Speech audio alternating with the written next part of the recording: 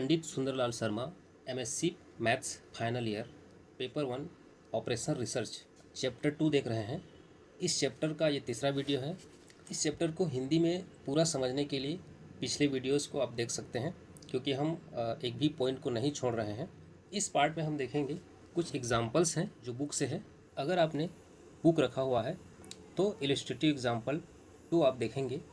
From an urn containing 4 balls of different colors, i.e. Red R, blue यानी कि B, yellow Y and green G, any 2 balls are drawn. इसके दो condition है। पहला है सिमिल्टेनियस और दूसरा है one after another with replacement different the sample space in both the cases. इस क्वेश्चन को पहले हिंदी में समझ लेते हैं। ये सेकंड एग्जाम्पल है। इसका पहला एग्जाम्पल, बुक से पहला एग्जाम्पल हमने पिछले वीडियो में अपलोड कर दिया है। तो आप 1 बाय 1 सारे वीडियोस को देखिए, ज़्यादा क्लियर होगा। और हमारे चैनल को ज़रूर सब्सक्राइब कर लीजिएगा ताकि सारे वीडियो आपको उपलब्ध हो जाए हिंदी में। तो चलिए इसे हिंदी में समझते हैं। लिखा हुआ था फ्रॉम एन अर्न, यानी कि अर्न का मतलब होता है एक डब्बा या फिर मटका। तो एक मटके के अंदर 4 अलग अलग रंगों की गेंदें हैं। पहला है आर यानी कि रेड, बी यानी कि ब्लू, वाई यानी कि येलो, जी यानी कि ग्रीन। क्वेश्चन ये कह रहा है कि इन चारों गेंदों में से 2 गेंदें निकालनी है, लेकिन गेंद निकालने के 2 अलग अलग तरीके दिए गए हैं। पहला तरीका सिमुल्टेनियसली, यानी कि दोनों गेंदें एक साथ निकालना है, कोई सा भी आए एक साथ में। और दूसरा तरीका क्या है, वन आफ्टर एनदर रिप्लेसमेंट, यानी कि एक गेंद निकाला, उसको अंदर डालने के बाद फिर दूसरा गेंद निकाला। तो क्वेश्चन क्या कहता है कि दोनों परिस्थितियों में सैंपल स्पेस बताओ। अब सबसे पहले सैंपल स्पेस वैसे तो हमने पिछले वीडियो में समझा दिया है, फिर भी सैंपल स्पेस क्या होता है शार्ट में समझा देता हूँ मैं। जो जो परिणाम संभव है उन सभी परिणामों की सूची को हम सैंपल स्पेस कहते हैं। इसे हम एस से लिखते हैं। तो देख लेते हैं और क्लियर हो जाएगा। पहला जो तरीका है उसको देखते हैं। 2 गेंदें एक साथ निकालना, यानी कि एक बैग है या फिर डिब्बा है, मान के चल सकते हैं। इसमें कितने प्रकार की गेंद है? 4 प्रकार की गेंद है ना। रेड, ब्लू, येलो और ग्रीन। तो अब 2 गेंदें एक साथ निकालते हैं। पहला जो तरीका है 2 गेंद एक साथ निकालते हैं। तो मान लो हमने निकाला, तो कोई सा भी एक जोड़ा निकल सकता है। रेड ब्लू निकल सकता है, रेड वाइट निकल सकता, रेड येलो निकल सकता है, रेड ग्रीन निकल सकता है, ब्लू वाई निकल सकता है, ब्लू, कुछ भी एक जोड़ा निकल सकता है, क्योंकि हमको एक साथ 2 गेंदें निकालने हैं। तो यहाँ पर देख लीजिए संभावना क्या क्या हो सकता है। एस क्या क्या हो सकता है? रेड ब्लू निकल सकता है, पहला संभावना है ना। रेड वाई निकल सकता है, दूसरा संभावना। रेड ग्रीन निकल सकता है, तीसरा संभावना। ब्लू वाई निकल सकता है, ब्लू ग्रीन निकल सकता है, येलो ग्रीन निकल सकता है। तो इस तरह से सारे सैंपल को देखें, है ना, जिसको हम एस से डिनोट करते हैं। तो 1 2 3 4 5 6 सैंपल स्पेस बनता है ना। तो यहाँ पर लिखा है कुल 6 पॉसिबल आउटकम्स होते हैं। तो अब देखिए इसे कॉम्बिनेशन से भी निकाल सकते हैं। तो इसका कॉम्बिनेशन ये होगा। इस फार्मूले को थोड़ा सा डिटेल में हम समझेंगे। आपको NCR ये वाला फार्मूला याद होगा। इसी फार्मूले में इस C4 2 = 6 को बनाया गया है। तो N = क्या है? 4 है। R = 2 है। N = 4 मतलब हमारे पास टोटल नंबर ऑफ बॉल्स कितने हैं? 4 है। निकालने के तरीके एक बार में कितने निकाल रहे हैं? 2, वही है। तो इसी फार्मूले में वैल्यू पुट करने के बाद यहाँ पर देखेंगे नीचे में जो 4 - 2 है, ये तो 2 हो जाएगा, ठीक है।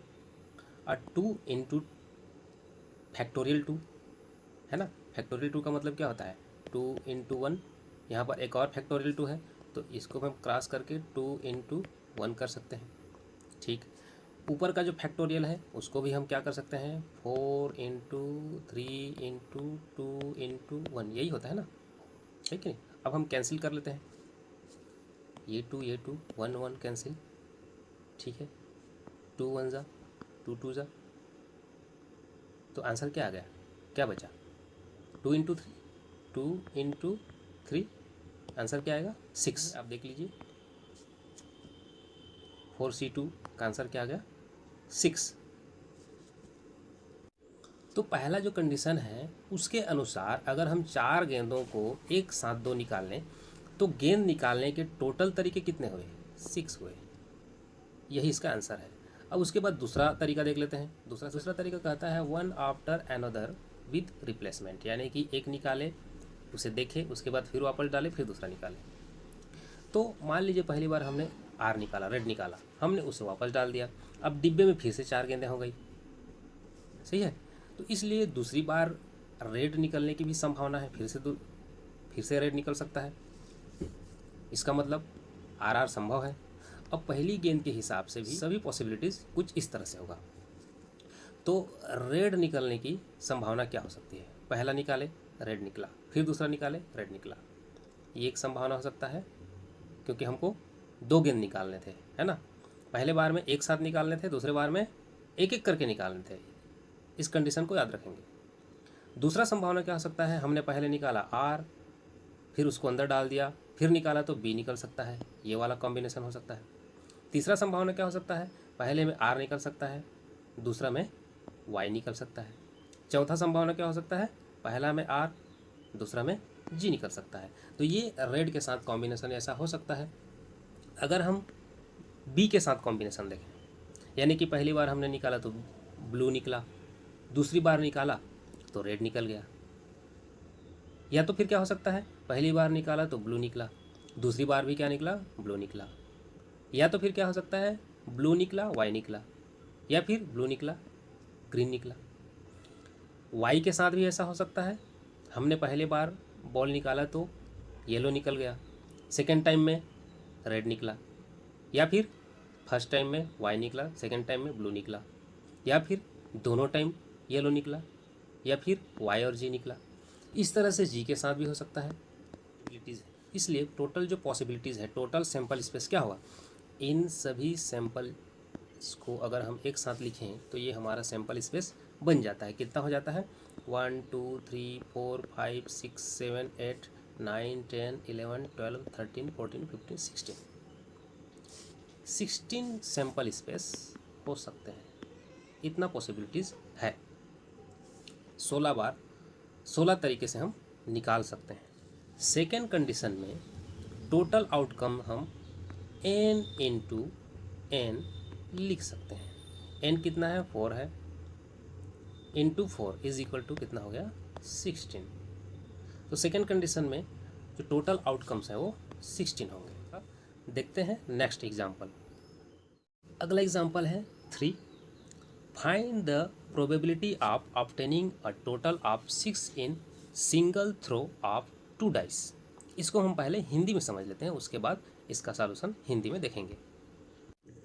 चलिए, हिंदी में इसका क्या अर्थ है कि हमारे पास 2 पासे हैं, दोनों पासों को एक साथ एक बार फेंका गया है ना। 2 पासे हैं, दोनों पासों को एक साथ एक बार फेंका गया। क्वेश्चन ये पूछ रहा है कि दोनों पासों पर आए अंकों का 6, उसका जो जोड़ है 6 होने की प्रोबेबिलिटी क्या होगी? कहने का मतलब ये है, मान लो इसमें 2 आया तो इसमें कितना आना चाहिए? 4 आना चाहिए, तभी दोनों पासों का जोड़ क्या होगा? 6 होगा। इस टाइप के पासों का जोड़ 6 आने की प्रोबेबिलिटी क्या होगी? हो सकता है 3 + 1 भी हो जाए, इसमें तो नहीं हो रहा है, 6। तो कई बार 6 होगा भी, कई बार नहीं होगा। तो केवल 6 आने की प्रोबेबिलिटी, प्रायिकता क्या होगी? चलिए समझते हैं इसको। पहले एक चीज़ को समझो कि एक पासे में क्या क्या आ सकता है। एक पासे में 1 आ सकता है, 2 3 4 5 6 आ सकता है। दूसरे पासे में भी 1 2 3 4 5 6 आ सकता है ना। यानी कि उसके सभी 6 पॉसिबल रिजल्ट्स हैं। इसलिए दोनों पासों की कुल पॉसिबिलिटीज़ क्या होगा? 6 × 6 होगा, 36 होगा। कैसे होगा देख लीजिए। 1 1 हो सकता है, 1 2 हो सकता है, 1 3 हो सकता है, 1 4 1 5 1 6। ये 6 तरीके हैं। उसी तरह से 2 1 2 2 2 ऐसे करेंगे, है ना। 5 6 तक करेंगे तो ये हो जाएंगे 36 तरीके हो सकते हैं। इसीलिए हम इसको 1 से 6 तक हर अंक के लिए हम 6 तरीके मान सकते हैं। 1 से 6 तक हर अंक के लिए हम 6 तरीके मान सकते हैं। तो टोटल तरीका कितना हो गया? क्योंकि 2 डाइस है इसलिए 36 तरीके हो जाएंगे। अब हमें क्या चाहिए? हमको तो 6 का जोड़ वाला चाहिए। 36 तरीके तो है, उस 36 तरीके में से कितने तरीके ऐसे होंगे जो केवल 6 का जोड़ा है? तो इसमें क्या क्या हो सकता है? 1+5 यानी कि पहले डाइस में 1 आया, दूसरे डाइस में क्या आया 5 आया, तो कितना हो गया 6 हो गया। उसी तरह से पहले डाइस में 2, दूसरे में 4, क्या हो गया 6 हो गया, है ना। तीसरे में 3 3, 4 2, 5 6। तो ये टोटल तरीके कितने होंगे, इतने ही होंगे ना, 1 2 3 4 5 होंगे। और कोई दूसरा तरीका है, या तो इसमें 5 आया तो फिर इसमें आए, इसमें 4 आया तो इसमें आए, तो इसलिए टोटल आउटकम्स क्या हो गया किसका 6 आने का, 1 2 3 4 5 होंगे, कुल 5 आउटकम्स होंगे। जोड़े में 6 आने के टोटल आउटकम्स तो 5 होंगे, लेकिन इसने क्या पूछा है प्रोबेबिलिटी का फार्मूला से प्रायिकता पूछा है। प्रायिकता क्या होगा, प्रायिकता का जो फार्मूला होता है प्रोबेबिलिटी ऑफ इवेंट का मतलब यह है कि फेवरेबल आउटकम्स और total possible outcomes. Favourable outcomes क्या हो रहा है 5 हो रहा है, टोटल कितने हो रहे हैं 36 हो रहे हैं, हमने देखा है 6 करके। तो अगर हमने इस वैल्यू को यहाँ पर रखा तो ये क्या हो गया 5 डिवाइडेड बाई 5/36, और यही हमारा प्रोबेबिलिटी है इस क्वेश्चन का। अब देखेंगे नेक्स्ट क्वेश्चन। चलिए देख लेते हैं क्वेश्चन नंबर 4।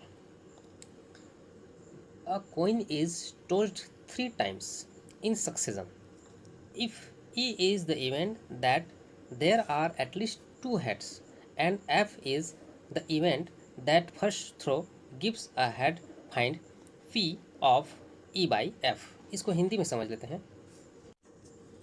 एग्जाम्पल 4 हिंदी में कह रहा है कि एक कॉइन है यानी कि सिक्का है जिसको हम 3 बार उछाल रहे हैं। तो सिक्के में 2 परिणाम हो सकते हैं, या तो हेड आएगा या फिर क्या आएगा टेल आएगा, चित आएगा या फिर पट आएगा। अब 2 घटनाएं दी गई हैं। पहली घटना यानी कि ई कम से कम 2 हेड आए, यानी कि कम से कम सिक्के में 2 हेड आए। हमने सिक्के को 3 बार उछाला 1 2 3, तो कम से कम 2 बार हेड आए, 1 बार टेल आए चलेगा। तो इस घटना को क्या कहा है इसने ई कहा है। ध्यान देने वाली बात है 3 बार भी हेड आ सकता है अगर हमने 3 बार सिक्के को उछाला। सवाल ये कह रहा है कि कम से कम 2 बार, ज़्यादा का नहीं बोल रहा है, कम से कम 2 बार हेड आए। इस घटना को ई कहा इसने। चलिए ये तो समझ में आ गया।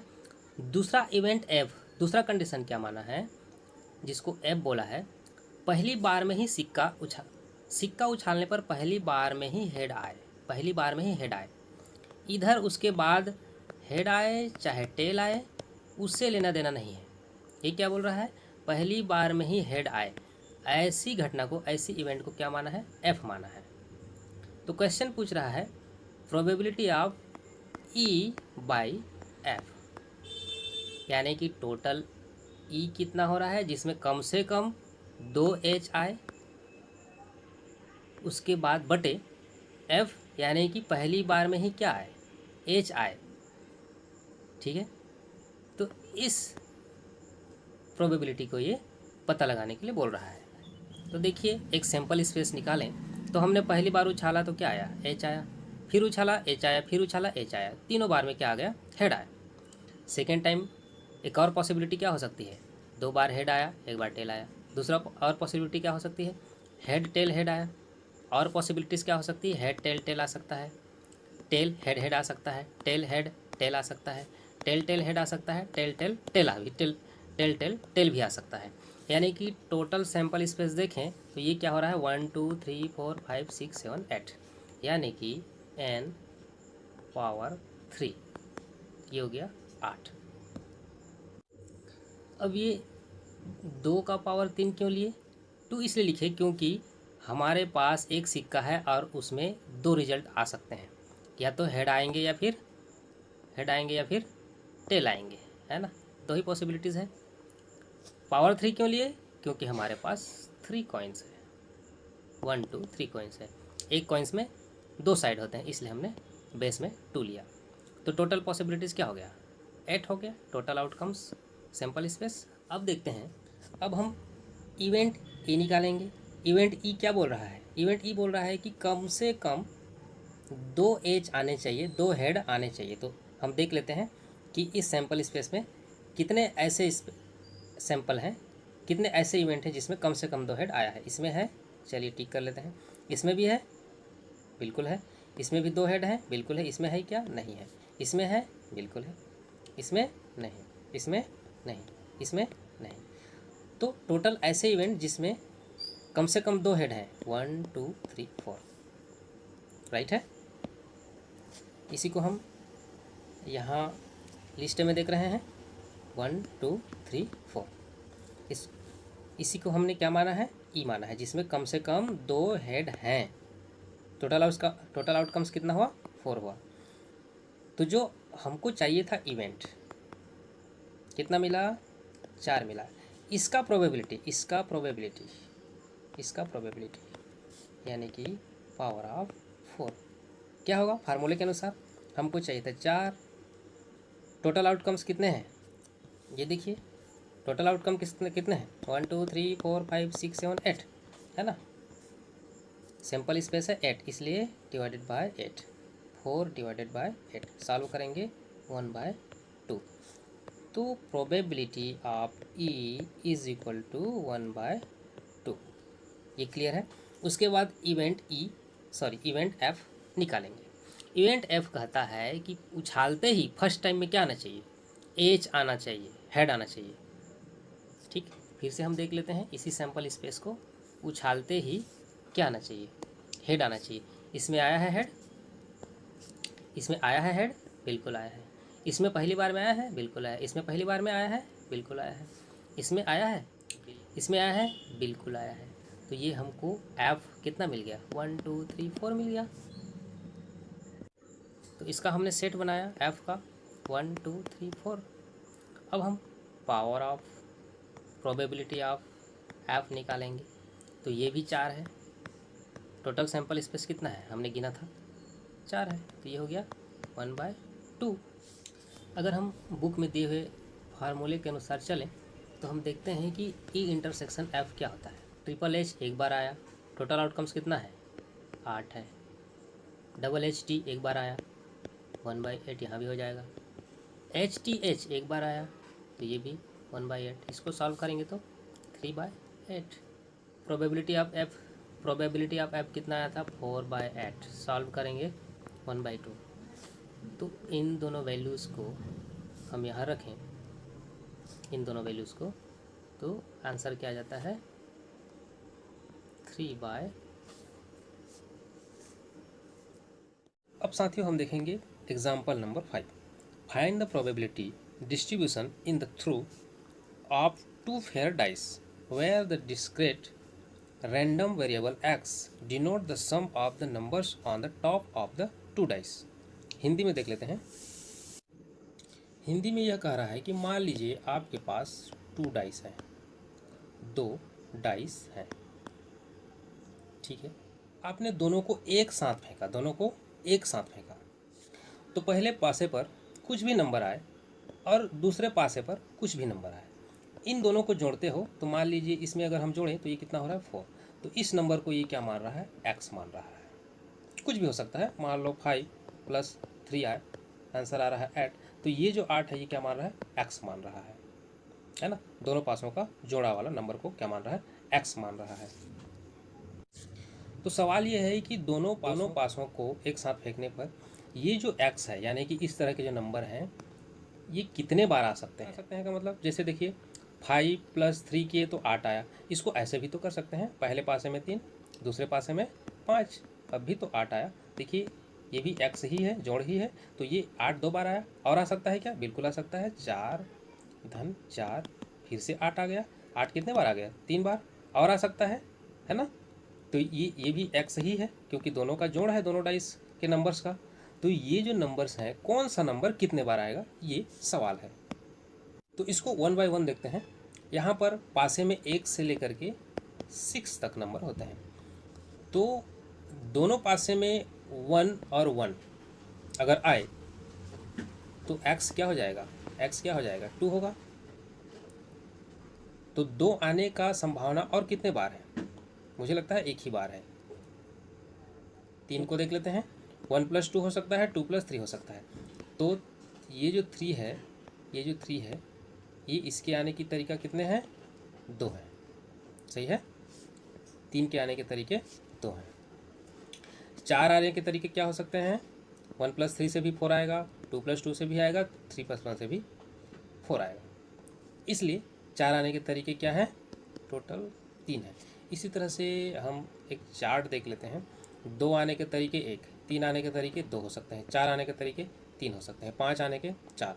आप करके देख लीजिएगा। 6 के 5, 7 के 6, 8 के 5, 9 के 4, 10 के 3, 11 के 2, 12 के 1। 12 के कैसे? 6+6 एक ही बार आएगा, और तो चांस है नहीं। अब हम 2 आने की प्रोबेबिलिटी निकालते हैं, तो उसका फार्मूला क्या है? 2 आने की प्रोबेबिलिटी का फार्मूला ये है कि टोटल आउटकम्स, आपको पता ही है कि 2 पासे में अगर एक साथ उछालें तो टोटल आउटकम्स कितने हो सकते हैं? 36 हो सकते हैं। ये हमने पिछले साल में देखा है। तो टोटल सैंपल स्पेस 36 है, और 2 आने का जो इवेंट है वो 1 है, इसलिए इसका प्रोबेबिलिटी क्या हो जाएगा? 1/36। ये 2 आने की प्रायिकता है।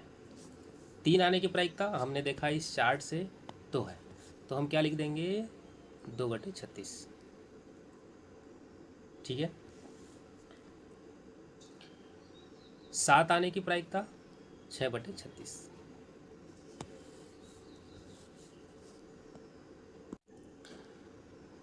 तो इसलिए बुक में जो दिया है उसके अनुसार हम कुछ इस तरह से चार्ट बना सकते हैं। x यानी कि दोनों डाइस के नंबर्स का जोड़, और प्रायिकता power of x, probability of x को कुछ इस तरह से लिख सकते हैं। तो 3/36, 5, 5/36, 7, 6/36, 8, 3/36, 11 का क्या होगा? 2/36, और 12 आने का जो प्रायिकता है वो 1/36। ये वाला चार्ट बुक में आपका दिया है, जिसे आप डिटेल में देख सकते हैं। आई होप ये क्वेश्चन आपको समझ में आया होगा। एग्जाम्पल नंबर 6 को देख लीजिए। Find the probability of boys and girls in families with 3 children assuming equal probability of boys and girls. Hindi में समझ लेते हैं इसे।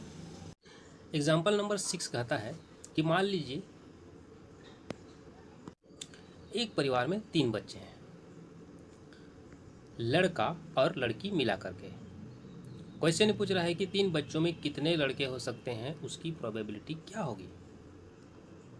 कितने लड़के हो सकते हैं 3 बच्चों में? देखो, 0 भी हो सकते हैं, 1 भी हो सकते हैं, 2 भी हो सकते हैं, 3 भी हो सकते हैं। 3 बच्चे हैं ना, 3 से ज़्यादा तो बॉय नहीं हो सकते, और 0 से कम भी नहीं हो सकते। यानी कि अगर लड़के 0 हुए तो लड़कियां होने की संभावना क्या है? 3 लड़कियां हो सकती हैं।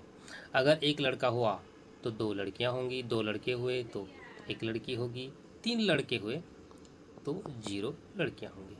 लेकिन एक लड़का, तो इस चार्ट को देखा जाए तो लड़के कितने तरीके से हो सकते हैं? 3 तरीके से, 1 2 3। पहला तरीका में एक बच्चा हो सकता है, एक लड़का हो सकता है। दूसरे तरीके में 2 लड़का हो सकता है। तीसरे तरीके में तीनों के तीनों लड़का हो सकता है। ये 3 तरीके हमारे पास है।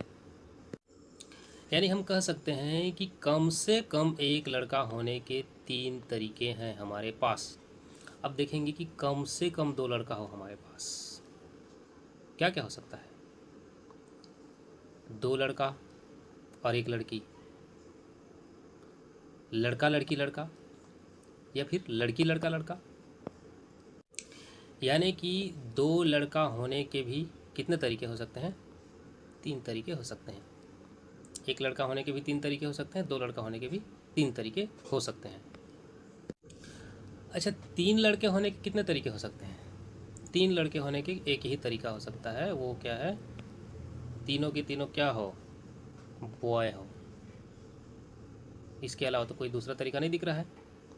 सही है। तो टोटल पॉसिबिलिटीज़ क्या हुआ? टोटल पॉसिबिलिटीज़ हो गया 8। सैंपल स्पेस क्या हो गया? 8, जिसमें पहले तरीका में 1 लड़का नहीं हो सकता है ना। दूसरा में 3 तरीका है, फिर से 3 तरीका है।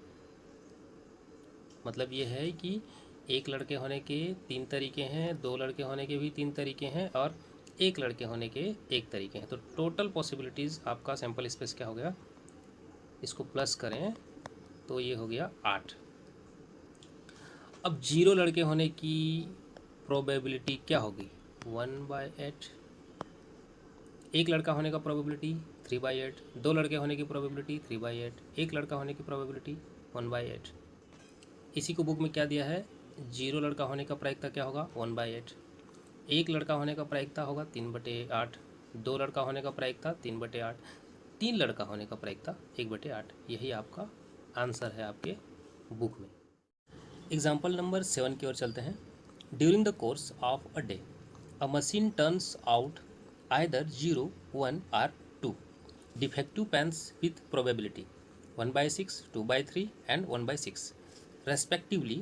Calculate the mean value and the variance of the defective pens produced by the machine in a day. इस क्वेश्चन को हिंदी में समझ लेते हैं। क्वेश्चन बस इतना कह रहा है कि एक पेन बनाने वाली मशीन है, एक दिन में उससे खराब है ना डिफेक्टिव पेन की संख्या इनमें से कोई एक हो सकती है ना, पेन खराब हो सकता है। 0 पेन खराब हो सकता है, उसका प्रोबेबिलिटी दे दिया है 1/6। एक पेन निकलने की, एक खराब पेन निकलने की प्रोबेबिलिटी दे दिया है 2/3। 2 पेन खराब होने की प्रोबेबिलिटी क्या दे दिया है, 1/6। इसे क्वेश्चन में पहले से दिया हुआ है, इसको टेबल में इस तरह से भी देख सकते हैं। 0 पेन प्रोबेबिलिटी 1/6, 1 खराब पेन प्रोबेबिलिटी 2/3, 2 खराब pen probability 1/6।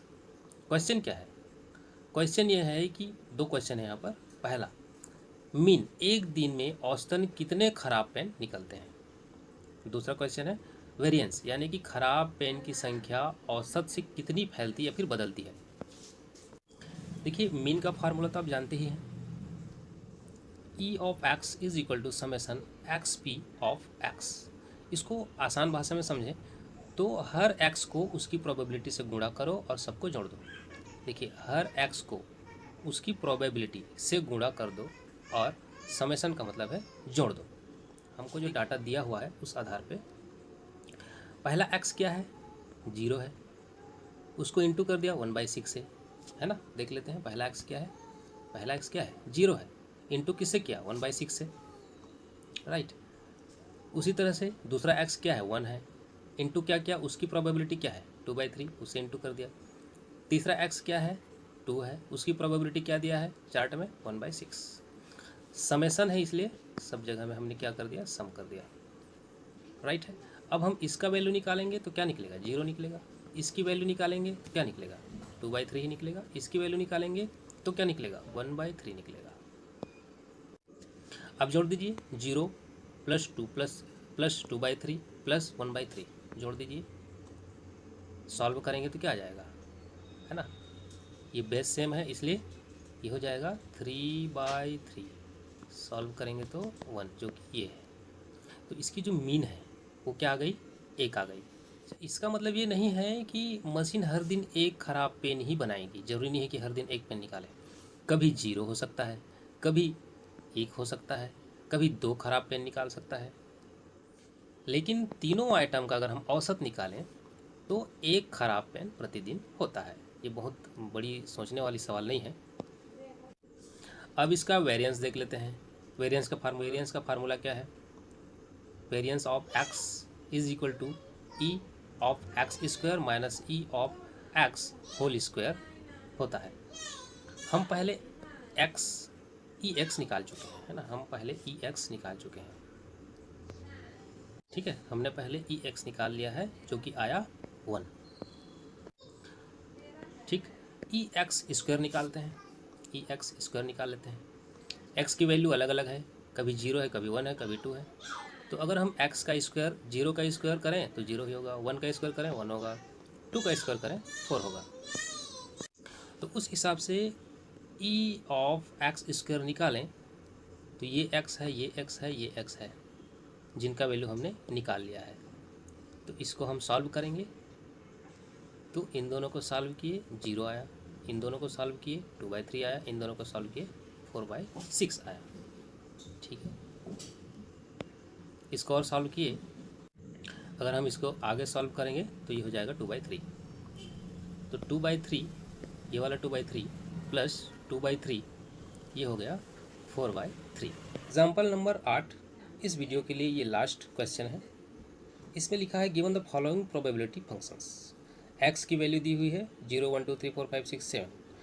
P of x की वैल्यू दी हुई है 0 lambda 2 lambda 2 lambda 3 lambda lambda square 2 lambda square 7 lambda square plus lambda.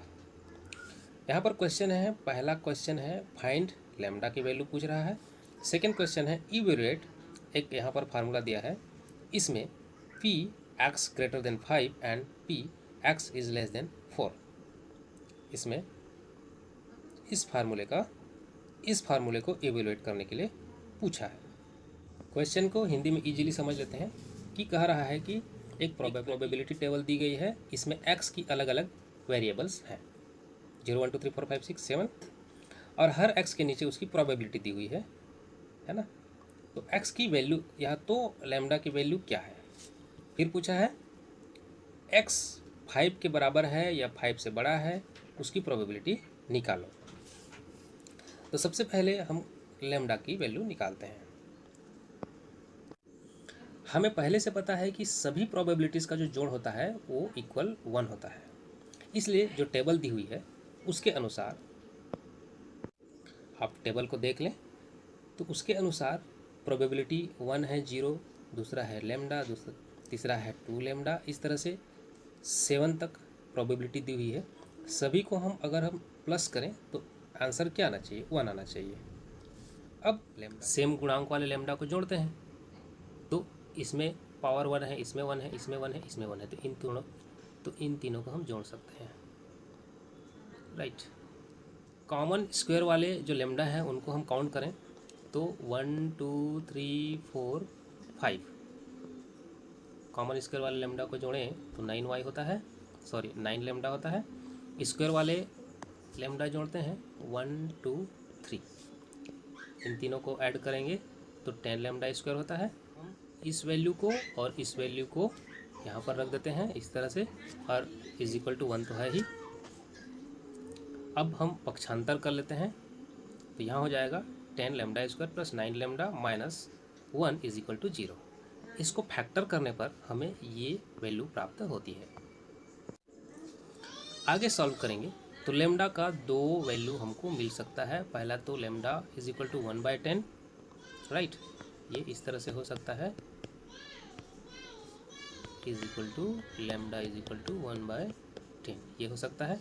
दूसरा क्या हो सकता है, लैम्डा इज इक्वल टू -1, जो कि ये है। लेकिन प्रोबेबिलिटी निगेटिव नहीं हो सकती, तो हम किसे लेंगे, लैम्डा इज इक्वल टू 1/10 को लेंगे।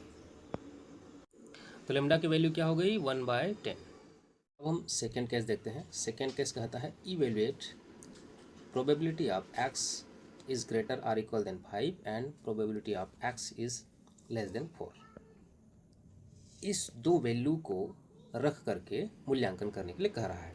हम इसमें से इस वाले टर्म को देखते हैं। अगर ये जो x है, हम इस x की बात कर रहे हैं, ये जो x है अगर 5 के बराबर या बड़ा है, हम देखेंगे कौन कौन सा आएगा, 5 6 7 ही आएगा 5 के बराबर या बड़ा।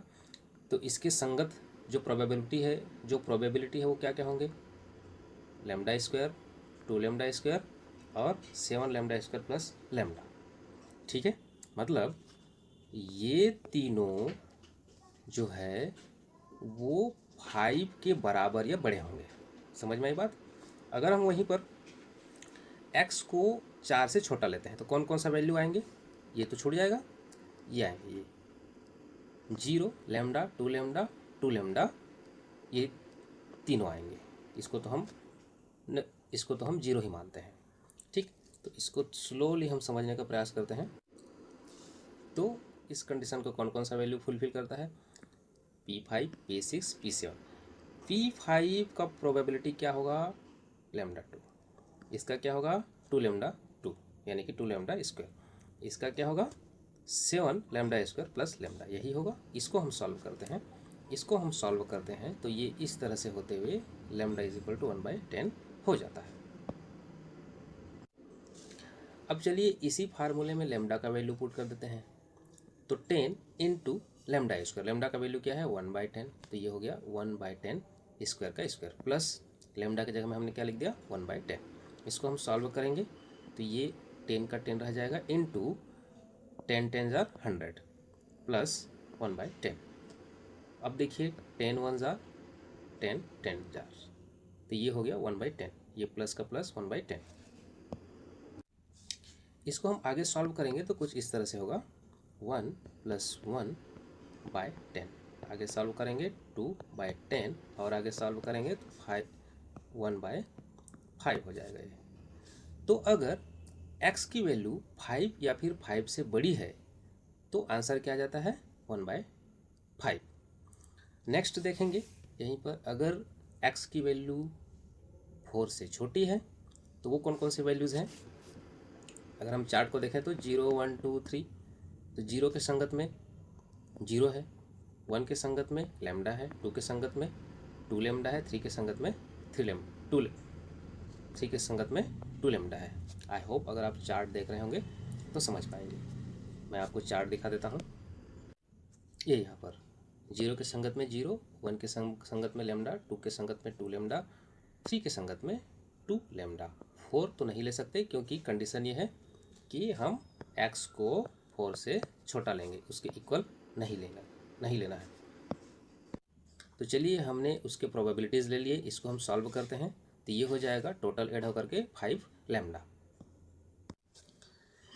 अब इस फार्मूले पे हम लैम्डा का वैल्यू पुट करते हैं। लैम्डा का वैल्यू कितना है 1/10 है, हमें पहले से पता है। तो अगर p आता है तो इसके जगह में हम इसको पुट कर सकते हैं। इसको सॉल्व करेंगे 5 1 जार 5 2 जार। तो अगर x 4 से छोटा है तब कंडीशन में जो आंसर आएगा 1/2। हमें फाइनल आंसर क्या मिला। पहला केस में लैम्डा का वैल्यू 1/10, सेकेंड केस में अगर x 5 से बड़ा या बराबर है तो 1/5, उसी सेकेंड केस में x 4 से छोटा है तो 1/2। ये आपका 3 आंसर है। आई होप ये एग्जाम्पल भी आपको समझ में आ गया होगा। वीडियो काफ़ी लंबा हो रहा है, बाकी जो बचे हुए पेजेस हैं उसको नेक्स्ट वीडियो में अपलोड करेंगे। MSc फाइनल को हिंदी में समझने के लिए अपने दोस्तों को भी ये वीडियो शेयर कर सकते हैं। मिलते हैं नेक्स्ट वीडियो में।